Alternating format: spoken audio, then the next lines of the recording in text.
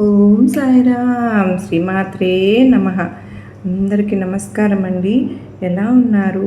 అందరూ కూడా సుఖంగా సంతోషంగా ఎప్పుడు ఆయురారోగ్యాలతో అష్టైశ్వర్యాలతో ఉండాలని మనస్ఫూర్తిగా నేను కోరుకుంటూ, మీ అందరూ కూడా మీరు కోరిన కోరికలన్నింటినీ తీర్చేయాలని ఆ శివయ్య తరపున నేను కూడా బాబావారిని అమ్మవారిని మనస్ఫూర్తిగా కోరుకుంటూ, ముందుగా బాబావారి పాదపద్మములకు అమ్మవారి పాదపద్మములకు శివయ్యకు నమస్కరించుకుని వీడియోలోకి అయితే వెళ్దామండి.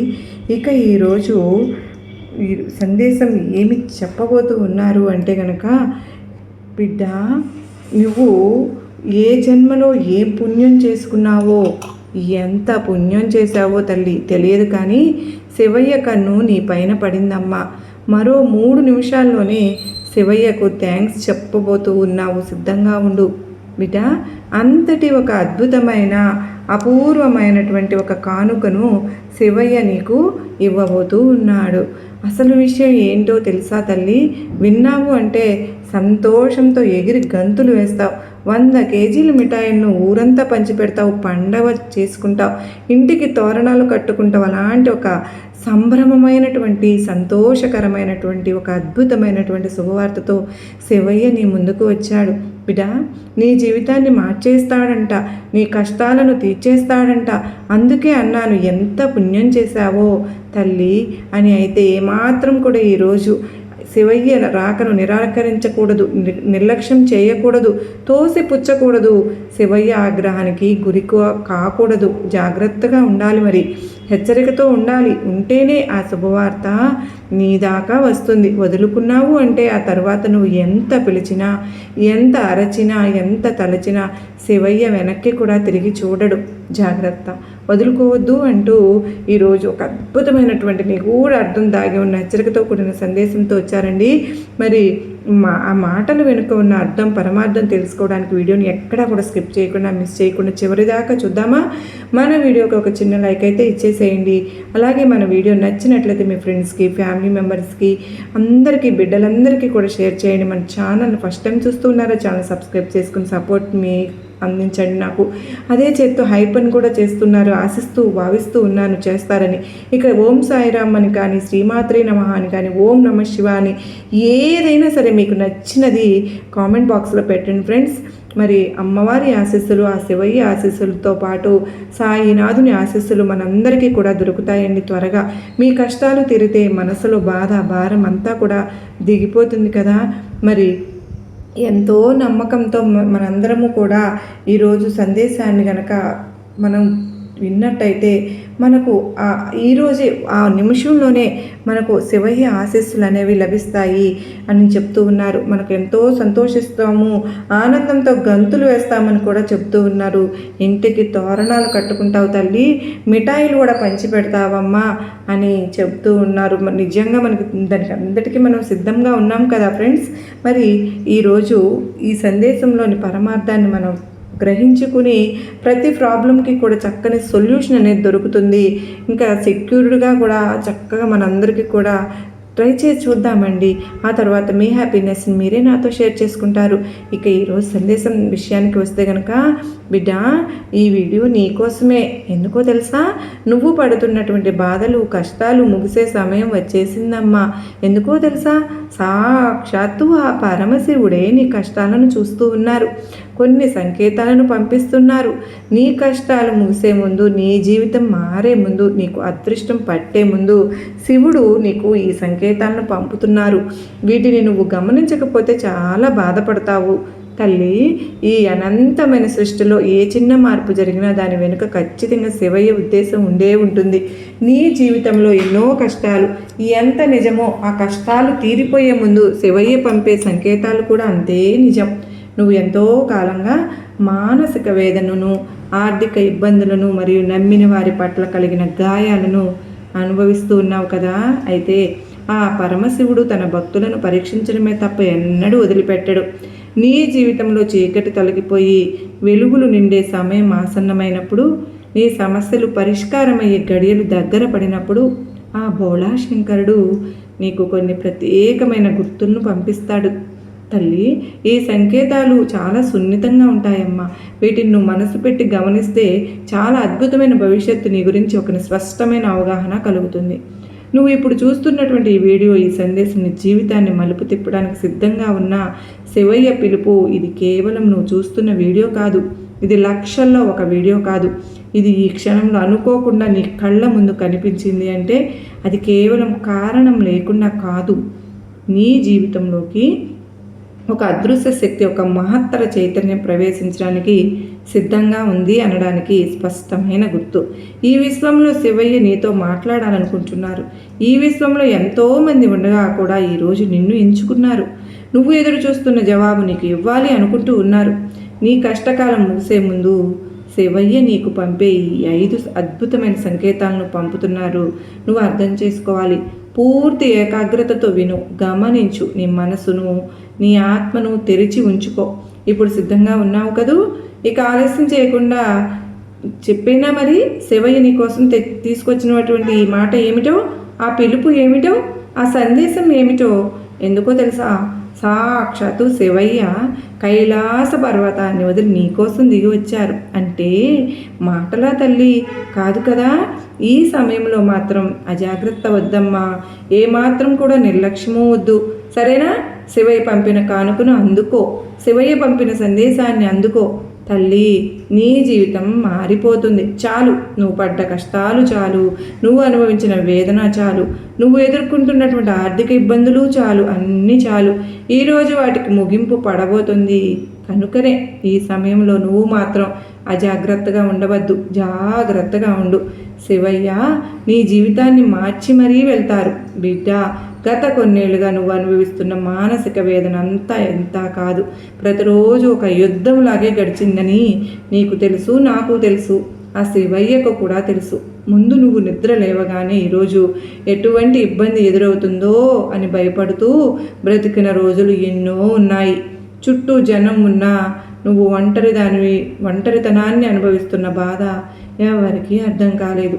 బయటికి నవ్వుతూ కనిపిస్తున్న నీ అంతరాత్మ ఎప్పుడూ ఒక రకమైనటువంటి బరువుతో ఉండేది.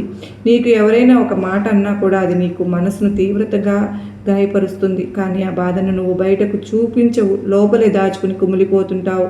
రాత్రి సమయాల్లో ఎవరూ లేనప్పుడు ఒంటరితనంగా కూర్చుని ఏడ్చిన సందర్భాల్లో నీకు గుర్తులేవా? ఎవరికీ కనిపించిన కన్నీళ్లను నీ శివయ్య గమనిస్తూనే ఉన్నారు. నిన్ను ఎంతో ప్రాణంగా నమ్మిన వారే, నువ్వు ఎంతో నిజాయితీగా ఉన్న చోటే నీ మీద నిందలు పడినాయి కదూ. అవసరం ఉన్నప్పుడు నిన్ను వాడుకొని పని అయిపోగానే పక్కన పెట్టేసిన మనుషుల్ని నువ్వు చూసావు కదా. అయినా సరే నువ్వు నీ మంచితనాన్ని వదులుకోలేదు, పగ తీర్చుకోవాలని అనుకోలేదు. నీలోని గొప్పతనం అదే శివయ్యకు నీపై ప్రేమ కలగడానికి ప్రధాన కారణం. ప్రపంచం దృష్టిలో నువ్వు బలమైన వ్యక్తిగా కనిపిస్తున్నా నీ మనసులో మాత్రం రోజుకు 100 సార్లు చనిపోయి బ్రతుకుతున్నావు కదూ. మాటలతో, మౌనంతో, అవమానాలతో నువ్వు చేసిన పోరాటం సామాన్యమైనదా కాదు బిడ్డ. కొన్నిసార్లు భగవంతుని మీద నీకు కోపం ఉండవచ్చు, కానీ నీ మౌనమే నీ తపస్సుగా మారి ఇప్పుడు ఫలితాన్ని ఇవ్వబోతోందమ్మా. అందుకోవడానికి సిద్ధంగా ఉండు. నీ ఎదుగుదల చూసి సొంత వాళ్ళే నీ సొంత బంధువుల్లోనే ఉన్నారు. నీ మంచి మనసును వారు బలహీనతగా భావించారు. నువ్వు ఎవరికైతే సహాయం చేశావో వారే నిన్ను తప్పుగా మాట్లాడడం నువ్వు భరించావు కదూ. ఎన్నిసార్లు కింద పడినా మళ్ళీ ధైర్యంగా నిలబడ్డావు. చూడమ్మా, అదే నీ అసలైన విజయం. నువ్వు పడిన కష్టాలు నీ ఆత్మను శుద్ధి చేయడానికి వచ్చిన పరీక్షలు మాత్రమే తల్లి. భవిష్యత్తులో నీకు దక్కపోయే అపారమైన అదృష్టాన్ని తట్టుకునే శక్తిని ఇవ్వడానికి శివయ్య నిన్ను ఇలా సిద్ధం చేశారు. ఇప్పుడు నీ కన్నీళ్లకు ముగింపు దశ వచ్చింది. నీ మౌనం ఇకపై శూన్యం కాదు, అది ఒక గొప్ప శక్తిగా మారి నీకు అండగా నిలుస్తుంది. ఈ విషయాలు వింటూ ఉన్నప్పుడు నీ మనసు బరువెక్కిందా, లేదా కళ్ళల్లో నీళ్లు వచ్చినాయి కదా? అది శివయ్య నీతో ఉన్నాడను చెప్పే సంకేతం అమ్మ. ఇక నీ జీవితం మారే ముందు శివయ్య నీకు ఎటువంటి సంకేతాలను పంపిస్తారో చెప్తాను, వింటావా? మొదటి సంకేతం, మనసులో కలిగే నీ భావాలకు నీకు శివయ్య నీకు తోడుగా ఉండి నీకు రక్షణగా నిలిచి అకారణమైన ప్రశాంతత మరియు అసాధారణమైన మౌనము. జీవితంలో కష్టాలు పరాకాష్ఠకు చేరుకున్నప్పుడు మనిషి సహజంగానే సహనం అనేది కోల్పోతారు. మనసు ఎప్పుడూ ఒక రకమైన ఆందోళనతో, రేపటి గురించిన భయంతో నిరంతరం కొట్టుకుంటూ ఉంటుంది. ఈ సమస్య ఎప్పుడు తీరుతుంది? అసలు నాకు మంచి రోజులు వస్తాయా? నేను చేసిన తప్పేంటి? అనే ప్రశ్నలు నిరంతరం గుండెను పిండేస్తూ ఉంటాయి. కానీ నీ జీవితంలో ఒక గొప్ప మలుపు రాబోయే ముందు నీ కష్టాలన్నీ మంచులాగా కరిగిపోయే సమయం ఆసన్నమైనప్పుడు ఆ పరమశివుడు నీకు ఇచ్చే మొదటి సంకేతం ఏంటో తెలుసా? నీ మనసులో కలిగే అకారణమైన ప్రశాంతత. బయట పరిస్థితులు ఏమీ మారవు, ఏమాత్రము మారవు. సమస్యలు ఇంకా అలాగే ఉంటాయి. అప్పుల వాళ్ళు లేదా నిన్ను ఇబ్బంది పెట్టి శత్రువులు ఇంకా నీ చుట్టూనే ఉంటారు. కానీ నీ లోపల మాత్రం ఒక వింతైన నిశ్శబ్దం ఆవరిస్తూ ఉంటుంది. ఒకప్పుడు చిన్న చిన్న మాటలకు కుమిలిపోయిన నువ్వు ఇప్పుడు ఎంతటి పెద్ద విమర్శనైనా చాలా తేలిగ్గా తీసుకోగలుగుతున్నావుగా. ఇది నీ బలహీనత కాదు, ఇది నీ శివయ్య నీ ఆత్మకు ఇస్తున్న దైవిక కవచం. ఈ సమయంలో నువ్వు అనవసరమైన వాదనలకు దూరంగా ఉంటావు. ఎవరైనా నిన్ను కావాలని నిందించినా సరే నువ్వు వారికి సమాధానం చెప్పాలని ఆతృతను ప్రదర్శించవు. నింపాదిగా ఉంటావు. కాలమే సమాధానం చెప్తుందిలే అనే ఒక లోతైన స్పష్టత నీలో ఏర్పడింది. ఈ మౌనం వల్ల నీలోని శక్తి వృధా కాకుండా భద్రపరచబడుతోంది. మనసు ఎప్పుడైతే నిలకడగా మారుతుందో అప్పుడే దైవ సంకేతాలను స్వీకరించే సామర్థ్యం నీకు కలుగుతుంది.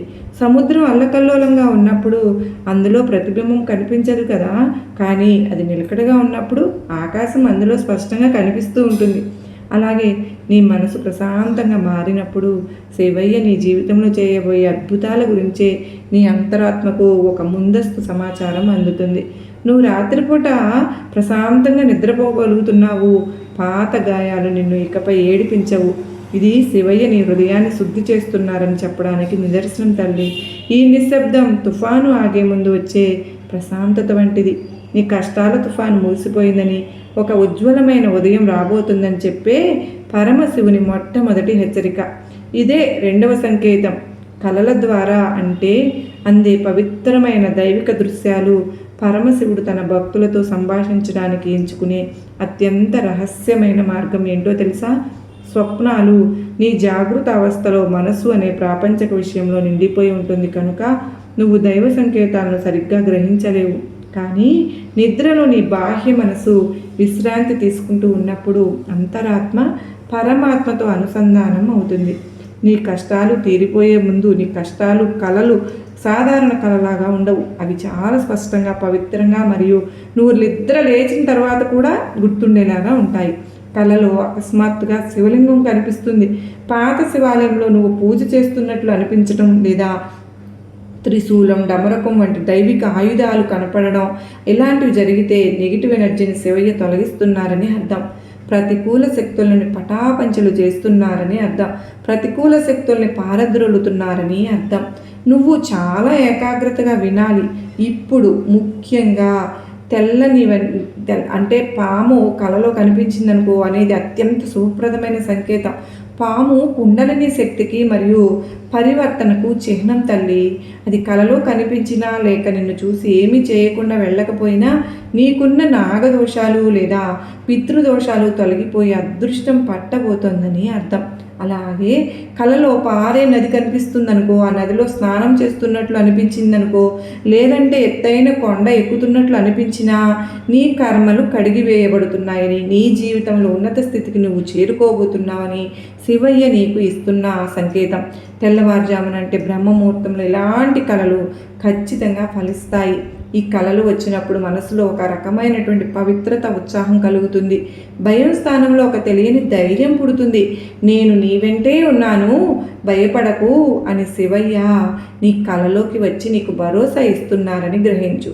నీ కన్నీళ్లకు ముగింపు పలికే చర్యలు చాలా దగ్గరలో ఉన్నాయి. ఈ కలలో నీ అదృష్టానికి పునాది అని నమ్ము. మూడవ సంకేతం ఏంటో తెలుసా? అప్రయత్నంగా ఆటంకాలు తొలగిపోతాయి మరియు కొత్త అవకాశాలు వస్తాయి. నీ కష్టకాలంలో నువ్వు ఏ పని మొదలుపెట్టినా అది మధ్యలో ఆగిపోయినా మరు నిమిషంలో చేతికి అందాల్సిన ఫలితం చేజారిపోవడం వంటివి జరిగి ఉన్నాయి కదూ. దీనివల్ల నువ్వు మానసిక వేదన అనుభవించి ఉన్నావు.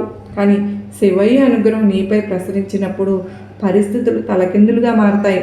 గతంలో నువ్వు ఎంత కష్టపడినా సాధించలేని పనులు ఇప్పుడు చాలా సులభంగా పూర్తి కావడం మొదలవుతాయి. ఆశ్చర్యపోతావు. నువ్వు ఎవరికైనా ఫోన్ చేసి సహాయం అడగాలని అనుకునే లోపే అవతలి వ్యక్తి నుంచి నీకు ఫోను రావడం లేదా వారి నుంచి నీకు ఏదైనా సహాయం చేయడం వంటివి జరుగుతాయి. నిర్ణయం అంటారు చూడు, మార్గం సుగమం అయిపోతుంది. నీకు తెలియని ఒక ఉత్సాహం కలుగుతుంది. ఎన్నో ఏళ్ళుగా కోర్టు కేసులు, ఆస్తి తగాదాలు లేదంటే ఉద్యోగరీత్యా ఉన్నటువంటి సమస్యలు అకస్మాత్తుగా ఒక కొలిక్కి వచ్చే తీరుతాయి. శత్రువులు నీ మీద కుతంత్రాలు చేయడం మానేస్తారు. లేదంటే వారు చేసే ప్రయత్నాలు నీకు మాత్రం హాని చేయవు. నీ చుట్టూ ఉన్న వాతావరణం ఎలా ఉంటుంది అంటే పాజిటివిటీ పెరుగుతుంది. నీకు తెలియని కొత్త ఆదాయ మార్గాలు లేదా మంచి ఉద్యోగ అవకాశాలు తలుపు తడతాయి. ఆ అవకాశాలు చిన్నవిగా కనిపించినా వాటిని అందిపుచ్చుకుంటావి నిన్ను పెద్ద స్థాయికి తీసుకెళ్తాయి. ఇవన్నీ శివయ్య నీకు దారిలోని ముళ్లను తొలగించి పూల బాటను వేస్తున్నాడని చెప్పడానికి సంకేతాలు. నువ్వు ఏ పని చేసినా భారంగా భావించావో అది ఇప్పుడు తేలిగ్గా అనిపిస్తుంది కదా. ఆర్థిక ఇబ్బందుల నుంచి విముక్తి లభిస్తుంది. సంపదని చెంత చేరడానికి ద్వారాలు తెరుచుకుంటాయి. నువ్వు కేవలం నీ శ్రమలను నమ్ముకొని ముందుకు సాగితే చాలు. ఫలితాన్ని శివయ్య చూసుకుంటారు. 4వ సంకేతం వ్యక్తుల రూపంలో దైవ సహాయం అందటం. భగవంతుడు ఆకాశం నుంచి దిగివచ్చి నీకు సహాయం చేస్తారా? కాదమ్మా, భగవంతుడు మనుషుల రూపంలోనే నీ దగ్గరకు వస్తారు. నీ కష్టాలు పోయే ముందు నువ్వు అడగకుండా ఎవరో ఒకరిని అండగా నీకు నిలుస్తారు.